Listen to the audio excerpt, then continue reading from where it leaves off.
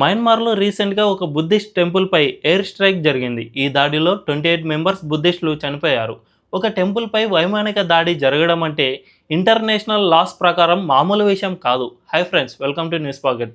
ఈ స్టోరీలో మయన్మార్లో civil war ఎందుకు జరుగుతోంది, గత 4 సంవత్సరాల్లో ఏం జరిగింది, ఇందులో చైనా ఇన్వాల్వ్మెంట్ ఏమిటి, ఆంగ్ సాన్ సూకీ ఇప్పుడు ఏం చేయబోతున్నారు అనే విషయాలను తెలుసుకుందాం. అంతకంటే ముందు మా ఛానల్ను వెంటనే సబ్స్క్రైబ్ చేసుకోండి.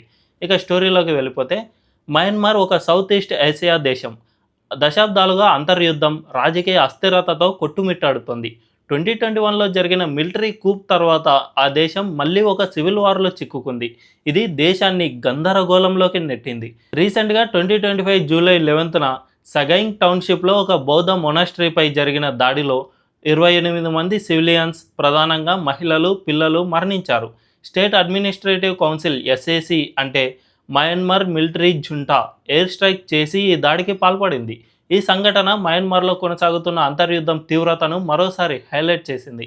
2025 ఫిబ్రవరి 1కి మయన్మార్లో సివిల్ వార్ స్టార్ట్ అయి 5 ఏళ్ళు అయింది. తమడో అంటే మయన్మార్ సైనిక బలగాలు తిరుగుబాటు చేసినప్పటి నుంచి దేశంలో జనజీవితం అస్తవ్యస్తంగా మారిపోయింది. 2020 ఎన్నికల్లో పీపుల్ ఓట్స్తో Aung San Suu Kyi party National League for Democracy గెలిచినప్పటికీ ఆ పార్టీ గవర్నమెంట్ ఫామ్ చేయడానికి ఆర్మీ అస్సలు ఒప్పుకోలేదు. దాని నాయకులను, మద్దతుదారులను అరెస్ట్ చేశారు. ఆంగ్ సాన్ సూకీని కూడా హౌస్ అరెస్ట్ చేశారు. సంవత్సరం వరకు ఎమర్జెన్సీ ప్రకటించారు. ఆ టైంలో సైన్యంలో కొత్త గవర్నమెంట్ స్టేట్ అడ్మినిస్ట్రేటివ్ కౌన్సిల్ ఏర్పడింది. దీనికి ఆర్మీ కమాండర్ ఇన్ చీఫ్ అయిన సీనియర్ జనరల్ మిన్ ఆంగ్ లీడర్గా ఉన్నారు. ఆయన నేనే మయన్మార్కు ప్రధానమంత్రి అని చెప్పుకున్నారు. 2008 రాజ్యాంగం ప్రకారం ఈ పదవి లేదు. దీంతో సంవత్సరం లోపే ఎన్నికలు జరుగుతాయని ఆయన హామీ ఇచ్చారు. కానీ అలా జరగలేదు. అక్కడ ఆర్మీ రూల్కు వ్యతిరేకంగా Arakan army, Myanmar national democratic alliance army, కచిన్ independence army గ్రూపులో అక్కడ ఆర్మీ రూల్పై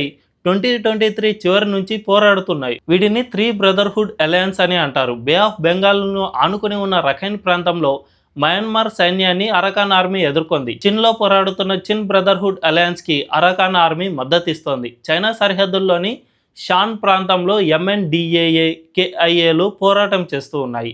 భారత్ బంగ్లా సరిహద్దులోని రఖైన్ ప్రాంతం అంతా ఇప్పుడు అరకాన్ ఆర్మీ చేతుల్లోకి వెళ్ళిపోయింది. చిన్లో 85% ప్లేస్ను సిబిఏ పరిపాలిస్తోంది. రఖైన్, చిన్ ప్రాంతాలు మిజోరం, మణిపూర్ రాష్ట్రాల్లో సరిహద్దులను కలిగి ఉన్నాయి. ఈ 2 చోట్లను మయన్మార్ సైన్యం అతి త్వరలో ఖాళీ చేయక తప్పదనే అంచనా ఉంది. 2021 కూప్ తర్వాత మయన్మార్ గందరగోళంలోకి వెళ్ళిపోయింది. పేరుకే ఆర్మీ పాలన ఉన్నప్పటికీ అక్కడ 2024 నాటికి బీబీసీ ఇన్వెస్టిగేషన్ ప్రకారం 21% టెరిటరీని మాత్రమే కంట్రోల్ చేస్తుంది. Rebel forces and ethnic armies 42% టెరిటరీని కంట్రోల్ చేస్తూ ఉన్నాయి. ఫర్ ఎగ్జాంపుల్ 2024 ఆగస్టులో ఎంఎన్డిఏఏ షాన్ స్టేట్లోని లాషియో సిటీని క్యాప్చర్ చేసేసింది. ఇది మిలిటరీకి ఒక హ్యూమిలియేటింగ్ డిఫీట్గా మారిపోయింది. ఈ లాస్ మిలిటరీకి ఉన్న 14 రీజనల్ కమాండ్స్లో ఒకటైన స్ట్రాటజిక్ సిటీని కోల్పోయింది. ఈ డిఫీట్ తర్వాత జుంటా చీఫ్ రిజైనేషన్ చేయాలని చాలా డిమాండ్స్ పెరిగాయి. అదే టైంలో రెసిస్టెంట్ గ్రూపులు, ముఖ్యంగా పీడిఎఫ్, ఈఏఓఎస్లు కొన్ని ఏరియాలో కోఆర్డినేటెడ్ ఆపరేషన్లను లాంచ్ చేశాయి. ఇవి మిలిటరీకి వ్యతిరేకంగా మోరల్ బూస్ట్ ఇచ్చాయి. మిలిటరీ ఈ లాసెస్కు రెస్పాండ్ అవుతూ ఎయిర్ స్ట్రైక్స్, క్లస్టర్ మ్యూనిటేషన్, షెల్లింగ్తో రిటాలియేట్ చేసి దీనివల్ల సివిలియన్ డెత్స్ అండ్ డిస్ప్లేస్మెంట్ చాలా ఎక్కువగా జరిగింది. 2023 అక్టోబర్ నుండి కాన్ఫ్లిక్ట్ ఎక్స్కలేషన్ వల్ల 5 లక్షల మందికి పైగా డిస్ప్లేస్ అయ్యారు. దేశంలోని health and education system severe స్ట్రెయిన్లో ఉంది.